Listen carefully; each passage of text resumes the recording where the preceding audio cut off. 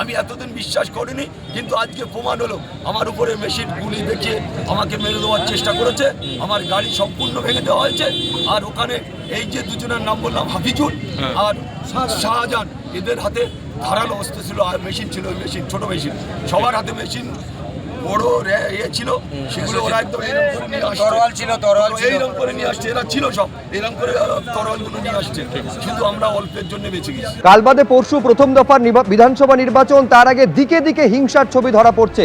দেখাবো জীবনতলার ছবি, দক্ষিণ 24 পরগনার জীবনতলা, যেখানে আরাবুল ইসলাম তার গাড়িতে ভাঙচুরের ঘটনা ঘটেছে। ক্যানিং পূর্বের আইএসএফ প্রার্থী আরাবুল ইসলাম, তার গাড়িতে ভাঙচুর চালানো হয়েছে সরাসরি তৃণমূলের দিকে, অভিযোগ করছেন আইএসএফ প্রার্থী।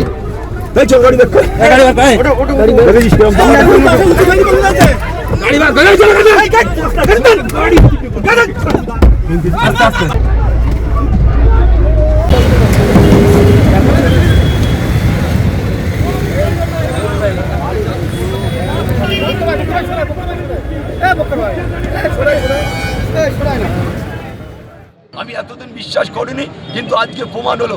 আমার উপরে মেশিন গুলি দেখিয়ে আমাকে মেরে দেওয়ার চেষ্টা করেছে, আমার গাড়ি সম্পূর্ণ ভেঙে দেওয়া হয়েছে।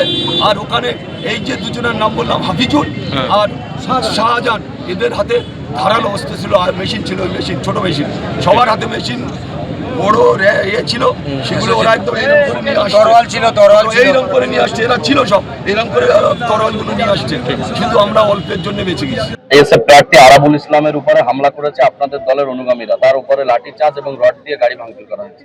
খুনি আরাবুল সমাজ বিরোধী, যে নোংরা খেলা আজকের ওখানে খেলতে চাইছে, এর পরিণামটা ভয়ঙ্কর হবে। ভাঙড়ে ক্যানিংয়ের মানুষকে পর্যন্ত 3-4 লোককে মারধর করেছে র্যালির নাম করে। এটা অত্যন্ত নিন্দাজনক ঘটনা বলে আমরা মনে করি, আমরা তীব্র নিন্দা করছি। আরাবুল ইসলাম বলছেন সবকিছুই এই শওকত মোল্লা ভাঙড় থেকেই অসভ্য বর্বর, একটা বর্বর সম্পর্কে কথা বলি।